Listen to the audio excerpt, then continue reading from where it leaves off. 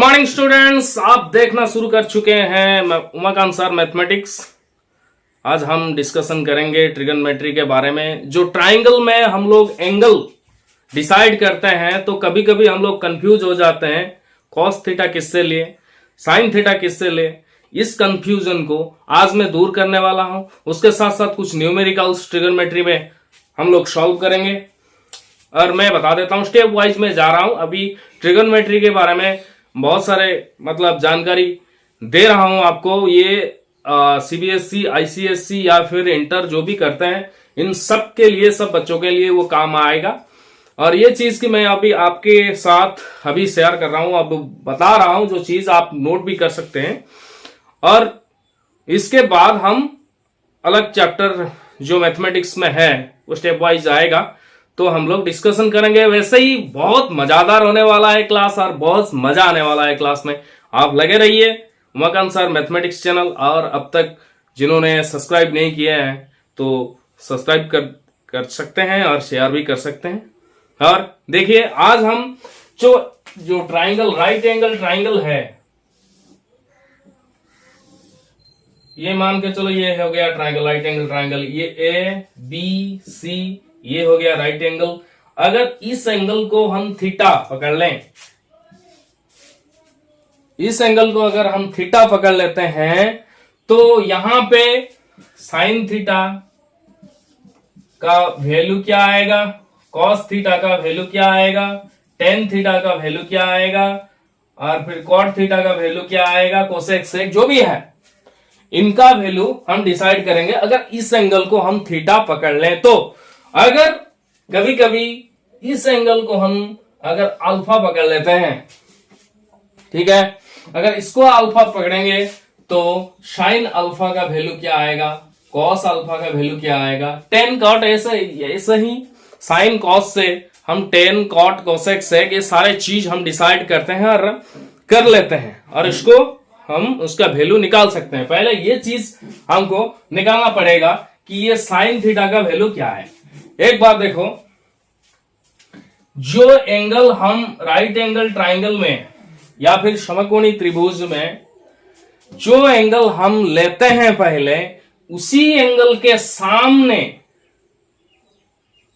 ठीक है ना, क्या बात कर रहा हूं मैं, गौर से सुनिए, उसी एंगल के सामने जो साइड आएगा या फिर जो भी आएगा वो परपेंडिकुलर, फिर उसी एंगल के सामने जो परपेंडिकुलर आता है वो होता है फी, यानी कि परपेंडिकुलर। ठीक है, मतलब जो एंगल को हमने डिसाइड किया उसी एंगल के सामने जो भी लेंथ आएगा वो होएगा परपेंडिकुलर। अगर इसको डिसाइड करते हैं, अल्फा को डिसाइड करते हैं, तो उसी के सामने जो आएगा कौन है, बीसी है, तो बीसी हो जाएगा परपेंडिकुलर। क्लियर हुआ? अभी परपेंडिकुलर का मतलब प्रॉब्लम आपका सॉल्व हो गया होगा। अभी और चीज देखिए, जिस एंगल को हम डिसाइड करते हैं उसी के संलग्न, मतलब जो ग्राउंड के साथ जो पैरेलल है, जो ग्राउंड के साथ लगने वाला, मतलब बेस जो होता है ना, ग्राउंड बेस, और इसको कहते हैं एक्सियल लाइन। तो इसी को, मतलब ये जो थीटा है, ये जो एंगल को हम डिसाइड करते हैं, तो एंगल के साथ लगने वाला भुज या फिर बाहु या फिर साइड, इसको कहते हैं बेस। क्या हो गया ये, बेस। सिंबॉलिकली हम इसको बी लिखते हैं। और ये हो गया परपेंडिकुलर, इसको सिंबॉलिकली पी लिखते हैं। और बाकी ये कर्ण हो गया तो उसको हाइपोटेनियस, तो उसको हम एच ही पकड़ लेते हैं। ठीक है, इसी हिसाब से हमारा साइन थीटा हो गया, तो इसको थीटा पकड़ लेंगे तो उसी के सामने जो भी है साइन थीटा, मतलब परपेंडिकुलर बाय हाइपोटेनियस। तो परपेंडिकुलर बाय हाइपोटेनियस हो गया आपका साइन थीटा। कॉस थीटा क्या आएगा, कॉस थीटा हमेशा ग्राउंड के साथ ही, जमीन के साथ ही रहता है कॉस थीटा, तो बेस के साथ रहता है कॉस थीटा। अगर कॉस थीटा को हम डिसाइड करेंगे तो पहले बेस को ही लाना पड़ेगा। ठीक है, तो इसीलिए कॉस थीटा जो हो गया बेस बाय हाइपोटेनियस हो गया। तो इसी हिसाब से इसको शॉर्टकट में लिखे तो sine theta is equal to P by H, cos theta is equal to B by H. तो टेन थीटा इससे डिसाइड हो जाता है। टेन थीटा क्या होता है, sine theta by cos theta. तो मतलब P by H B by H, H H घट गया तो पी बाई बी रह गया। तो टेन थीटा का वैल्यू हो गया पी बाई बी। इसको आप लिख सकते हैं, मतलब sine theta by cos theta, यहां पे परपेंडिकुलर बाई बेस, ये आ गया tan theta. Tan theta is equal to P by B. यहां पे देखो ये तो हो गया थीटा हो गया, ये परपेंडिकुलर हो गया, आपको ये सही ढंग से सीधे ढंग से दिख गया तो आपने बता दिया कि ये बेस है, ये परपेंडिकुलर है। यहां पे क्या होता है, जब अल्फा को हम डिसाइड करते हैं, अल्फा को हम अगर एंगल लेते हैं तो अल्फा के सामने वाला जो होता है लेंथ उसको परपेंडिकुलर कहते हैं। मतलब ये वो आ जाएगा, अगर अल्फा को डिसाइड करते हैं तो बी वाला पी हो जाएगा, पी वाला बी हो जाएगा। समझ आया? तो साइन अल्फा यहां पे क्या हो गया पी बाई एच, तो मतलब बीसी बाय ए सी।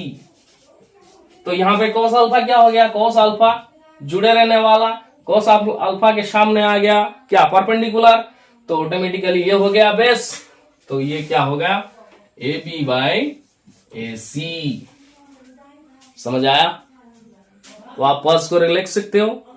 अगर इसको थोड़ा सा फिर रिवाइंड करके आप समझ पाओगे तो मतलब थोड़ा सा रिवर्स में जाओगे तो इस वीडियो को आपको अच्छी तरह से ये सारी चीजें समझ आ जाएगा कि जिस एंगल को, एक राइट एंगल ट्राइंगल में जिस कोने को हम एंगल पकड़ते हैं तो इसी हिसाब से पी बी एच कैसे हम डिसाइड करते हैं, यह आपको मैंने यहां पे अच्छी ढंग से बताई।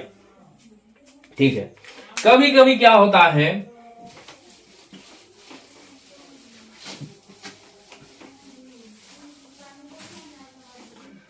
देखो पुलिंग स्त्रीलिंग में मुझे थोड़ा दिक्कत है, इसलिए बताया आप उसको पकड़ के रखिएगा मत, ठीक है ना। तो थोड़ा टाइम लगेगा पर मैं परफेक्ट कर दूंगा, इसका कोई चक्कर नहीं। तो कभी कभी हमारे सामने ये वाला प्रॉब्लम आ जाता है, ये आ जाता है बीच वाला हो जाता है राइट एंगल ट्राइंगल। हो गया, अगर इसी एंगल को हम थीटा डिसाइड करें, इसको हम बीटा डिसाइड करें, तो यहां पे साइन थीटा क्या आ जाएगा, कॉस थीटा क्या आएगा, या फिर साइन बीटा क्या आएगा, कॉस बीटा क्या आएगा, कैसे क्या लिखना पड़ेगा।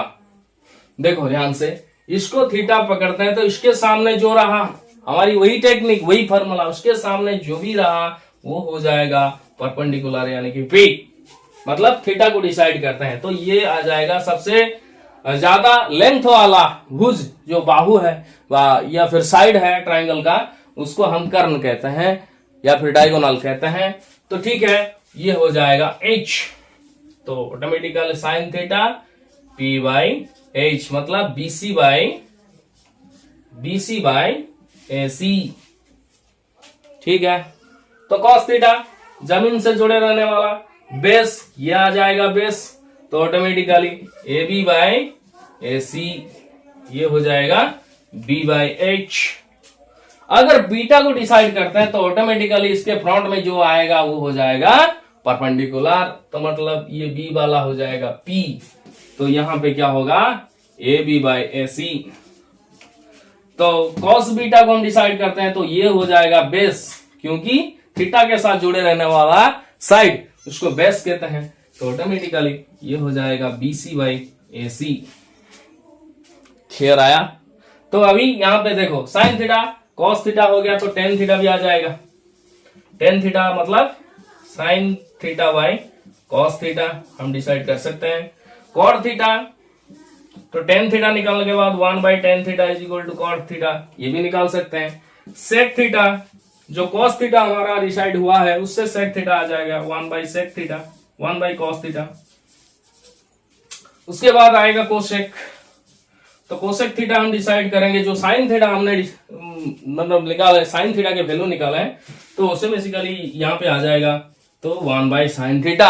यहीं से आपको डिसाइड हो जाएगा कि किस एंगल को अगर हम पकड़ेंगे तो उसी हिसाब से cos थीटा sin थीटा ये कितना वैल्यू और कैसे डिसाइड करते हैं, ये सारे चीज आपको जानकारी मिल जाएगा। इसी हिसाब से और इस चीज को लेकर हम कुछ न्यूमेरिकल्स करेंगे, सॉल्व करेंगे, जो आपके लिए हेल्पफुल होगा। आप जुड़े रहिए हमारे साथ।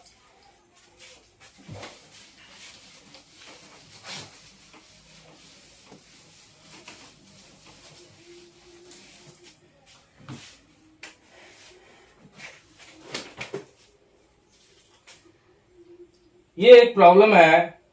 इन a given figure, in a given figure a right angle triangle A B C, यहां पे BC 5 सेंटीमीटर दिया हुआ है, ठीक है, और AC माइनस AB 1 सेंटीमीटर दिया हुआ है। तो हमें निकालना है find the value of cosec A, find the value of cosec A and sec, नहीं cos A, cosec A cos A। तो कैसे निकालेंगे? देखो ध्यान से देखो, यहाँ पे BC दिया हुआ है, AC माइनस AB 1 सेंटीमीटर दिया हुआ है। पहले हम AB और AC निकालेंगे। AB AC निकालने के बाद हम कोसेक A कॉस A जो भी है, जो हमारा प्रॉब्लम है उसको हम सॉल्व करेंगे या फिर निकालेंगे। देखो पहले क्या करना है, according to Pythagoras theorem, according to Pythagoras theorem, क्या in a right angle triangle AC का स्क्वायर BC का स्क्वायर प्लस AB का स्क्वायर हो गया।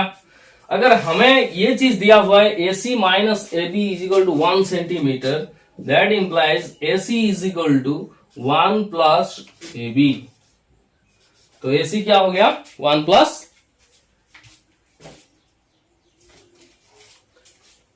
AB हो गया AC का वैल्यू।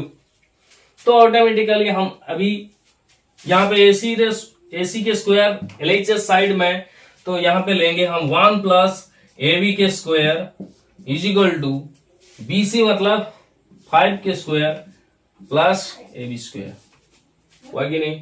तो यहां पे A प्लस B के होल स्क्वायर हम वैल्यू पुट करेंगे, 1 plus AB square plus 2AB 25 plus AB square. तो हर बोथ साइड में AB स्क्वायर माइनस हो जाएगा, रहेगा क्या 1 plus 2AB is equal to 25। तो यहां पे ये +1 इधर जाके -1 हो जाएगा, तो 2AB is equal to 25 minus 1, ठीक है, 25 माइनस 1 हो गया। तो यहां पे लिख सकता हूं मैं 2AB 24, automatically AB is equal to 24/2 12। तो AB का वैल्यू अगर 12 आ गया तो AC कितना, AC is equal to 1 plus AB, तो AC हो गया 1 प्लस 12 इज इक्वल टू 13। तो मतलब यहां पे AB हो गया 12, AC हो गया 13। हमें क्या निकालना है, कोसेक A साइन A मतलब इसके फ्रंट में कौन है, BC है, तो ऑटोमेटिकली BC हो जाएगा परपेंडिकुलर हाइपोटेनियस AC। तो 5/13 हो गया, हुआ कि नहीं? तो इसी हिसाब से हमें प्रॉब्लम है क्या, कोसेक A, तो cosec A is equal to 1/sin A, ये उलट जाएगा 13/5 हो जाएगा, ठीक है। कैसे उल्टा, अगर किसी को डाउट है तो बता देता हूँ। 1/sin a, तो sin a का वैल्यू 5/13, तो 13/5 हो जाएगा। ठीक है, तो उसके साथ साथ फिर cos a कितना, cos a को डिसाइड करना है। cos a मतलब a के साथ जड़े हुए base, cos a 12 AB/AC, cos a AB/AC, तो 12/13 हो गया। बच्चों आप लोगों को हम ले चलते हैं और एक न्यूमेरिकल के लिए। ये एक न्यूमेरिकल ऐसा है जो जल्दबाजी में स्टूडेंट्स लोग गलती कर जाते हैं, तो इसको हम डिसाइड करते हैं और इसका वैल्यू सही ढंग से हम निकालते हैं। ऐसे ही प्रॉब्लम आ जाता है। ये प्रॉब्लम भी जानबूझकर एग्जाम में आता है, क्योंकि ये सिंपल सा लगता है। जो बच्चे यहाँ पे गलती कर देते हैं, उसी गलती को हम सुधारेंगे। ठीक है, ये एक ऐसा दो ट्राइंगल है, राइट एंगल ट्राइंगल। तो यहाँ पे ये एक लेंथ हो गया 12 मीटर, ये एक लेंथ हो गया 8 मीटर, ये दिया हुआ है हमको। ठीक है, तो इसके साथ साथ हमें और एक दो डाटा दिया हुआ है। If cos alpha is equal to 5/13 and cos beta is equal to 3/5.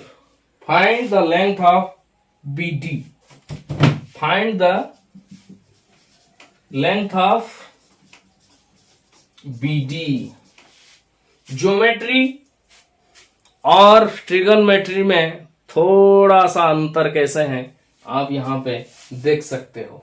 जब यहां पे cos अल्फा पूछा 5/13, तो ऑटोमेटिकली हम यही लिख सकते हैं BC 5, बेस जो 5 है, और ये 13 हो गया, है कि नहीं।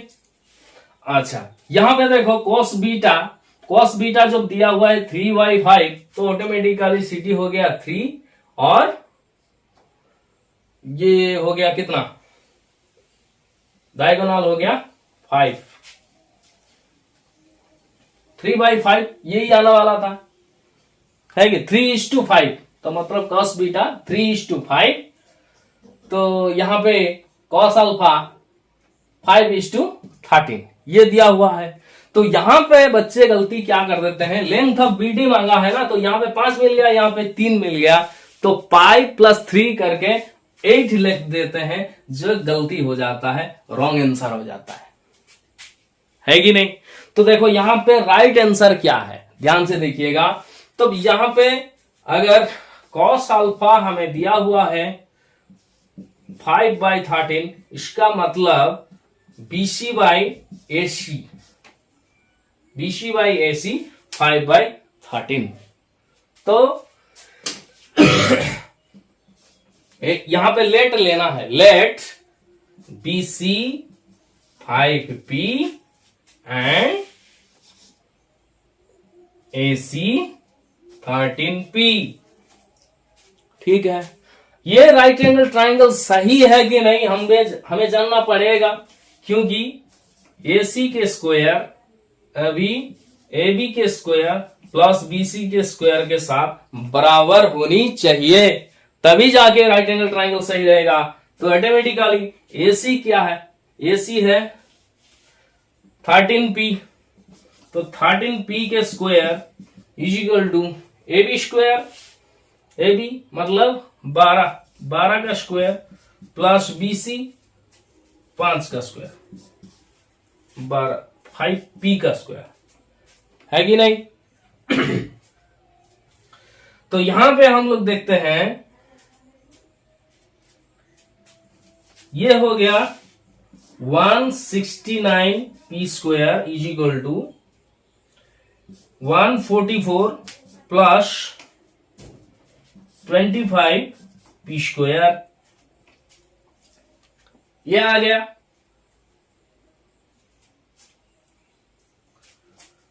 तो ऑटोमेटिकली ये 169 P square minus 25 P square is equal to 144 हो सकता है।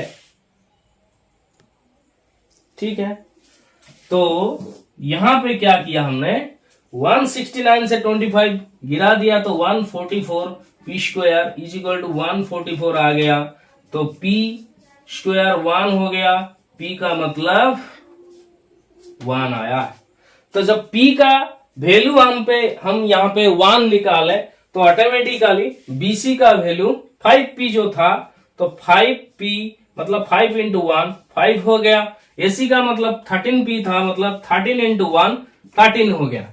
ये सही ढंग से, मतलब ये 13 मीटर आ गया, ये 5 मीटर आ गया। तो यहां पे भी हमें डिसाइड करना है इसका वैल्यू कितना, इसका वैल्यू कितना, इसके बाद इसको ऐड करना है। समझ आया? पॉज मार के आप लिख सकते हो सिस्टमेटिकली, जो चीज मैं बता रहा हूं आपको लिख सकते हो कॉपी में। अगर फिर भी डाउट आया तो कमेंट बॉक्स में आप पूछ सकते हो, हम बताएंगे।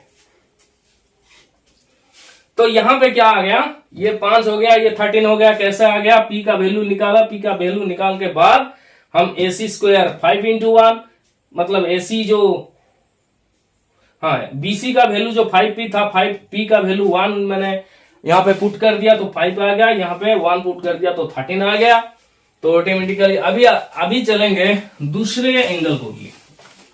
दूसरे राइट एंगल ट्राइंगल में यहां पे हमें ये क्या दिया हुआ है, cos beta is equal to 3/5, तो ऑटोमेटिकली इसको हम x पकड़ते हैं। cos beta is equal to CD by AC, तो ये हो गया कितना 3/5। Let CD is equal to 3x, AC is equal to 5x हो गया। तो यहां पे according to Pythagoras theorem EC के square is equal to CD के स्क्वायर प्लस ED के स्क्वायर हो गया। ये अकॉर्डिंग टू पाइथागोरस थ्योरम। यहां पे हर वैल्यू पुट कर दीजिए। C का वैल्यू क्या है, CE का वैल्यू, अरे यार CE यहां पे CD, ठीक है। तो यहां पे cos बीटा TE,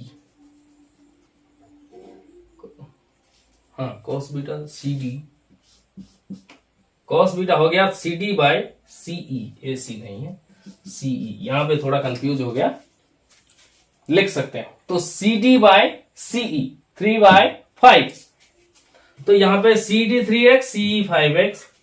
तो according to Pythagoras theorem CE के स्क्वायर CD के स्क्वायर प्लस ED के स्क्वायर, यहां पे CE कौन है 5x, तो 5x के स्क्वायर, CD कौन है 3x के स्क्वायर प्लस ED कौन है 8 के स्क्वायर, हुआ कि नहीं। तो यहां पे आ गया 5x के square 25x square 9x square plus 64 हुआ। तो यहां पे क्या होता है, हम यहां से 25x square minus 9x square is equal to 64, तो ये क्या हो गया 16, तो 16x square is equal to 64, automatically x square is equal to 4, x is equal to 2 आ गया, x इज इक्वल टू 2 आ गया। जब x इज इक्वल टू 2 आ गया तो यहां पे CD का वैल्यू क्या था 3x, तो मतलब 3 इंटू 2 6 आ गया, तो C का मतलब 5x, तो 5 इंटू 2 10 आ गया। तो ऑटोमेटिकली CD जो था 3:5, तो यहां पे 10 आ गया टोटली। CE का वैल्यू आ गया 10 मीटर और CD का वैल्यू आ गया 6 मीटर। और यहां पे हमें डिसाइड करना है BD BD is equal to BC plus CD, तो 5 प्लस 6 तो 11 मीटर। ये आ गया हमारा आंसर। क्लियर? ऐसे ही हम लोग प्रॉब्लम सॉल्व करेंगे, जो मैथमेटिकल, ट्रिगोनोमेट्रिकल, न्यूमेरिकल्स जो है उसको सॉल्व करेंगे। तो जितना जितना प्रॉब्लम हम लोग सॉल्व करेंगे उतना उतना पकड़ हमारा मजबूत होगा मैथमेटिक्स में। ठीक है?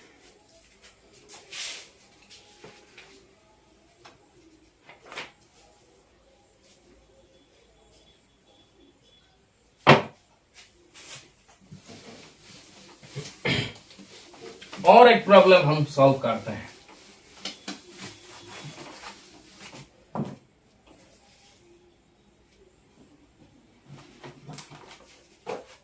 गिवन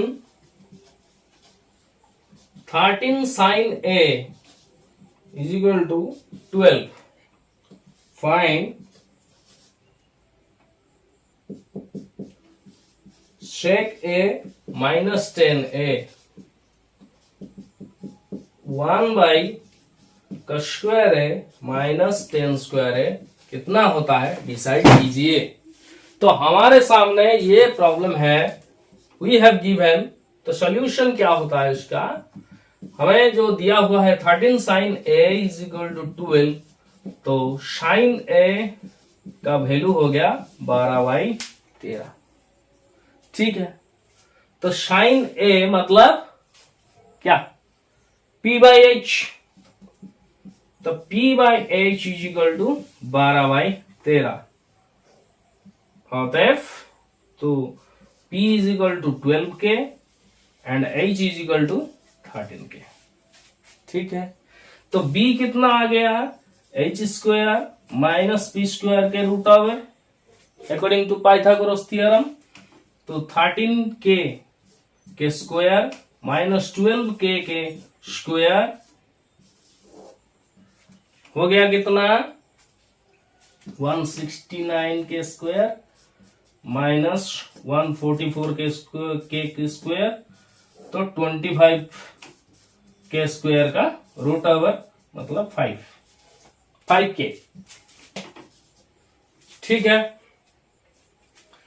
P अगर 12 दिया हुआ है, H 13 दिया हुआ है, उसको हम 12K 13K पकड़ के, तो हमें क्या मिला? B मिला 5K according to Pythagoras theorem. तो यहां पे हमें डायरेक्ट पुट करना है। सेक A का मतलब 1/cos A। cos A अगर B/H हुआ तो सेक A का वैल्यू, पहला पॉइंट, सेक A माइनस 10 है, तो सेक A 1/cos A। cos A का वैल्यू B/H हुआ तो सेक A का वैल्यू H/B। H मतलब 13/B कौन है? 13K by 5K minus 10A। 10A कौन आएगा? P/B। P/B मतलब उल्टा हो गया क्या? B/P। P/B, हाँ, तो ये आ गया 12K 13K P/B। तो P यहां पे 12K/5K, तो यहां पे 13/5 माइनस 12/5 तो हो गया 1/5। सेक A का वैल्यू 1/5, इसमें से नहीं, सेक A का वैल्यू हो गया 13K/5K, तो मतलब यहां से 13/5 हो गया। 10A का वैल्यू 12K/5K, यहाँ पे 12/5 हो गया, तो यहां से घट गया तो 1/5, तो मतलब sec A minus 10A is equal to 1/5। यहां पे तुम ये जो सेकेंड प्रॉब्लम है खुद कर सकते हो, करके कितना रिजल्ट आता है वो आप कमेंट बॉक्स में दे सकते हो। आज के लिए क्लास इतना ही। कैसा लगा आपको, और कितना क्या आपको जो मतलब जानकारी चाहिए वो आप कमेंट बॉक्स में लिख सकते हो, और उसी के आधार पर हम लोग अगले वीडियो में उसको पेश करेंगे। और अगले वीडियो में बहुत सारे ट्रिगोनोमेट्रिकल प्रॉब्लम जो आमतौर पर बच्चे लोग फेस करते हैं एग्जाम में, उस चीज को ऊपर हम लोग यहाँ पे डिसाइड करने वाले हैं और यहाँ इस चीज को, उस प्रॉब्लम को यहाँ पे सॉल्व करने वाले हैं। तब तक के लिए शुक्रिया। जय हिंद, जय भारत। स्वस्थ रहिए, मस्त रहिए, आसपास साफ रखिए और मैथमेटिक्स को लव कीजिए। यहीं पे आज का सेशन समाप्त होता है।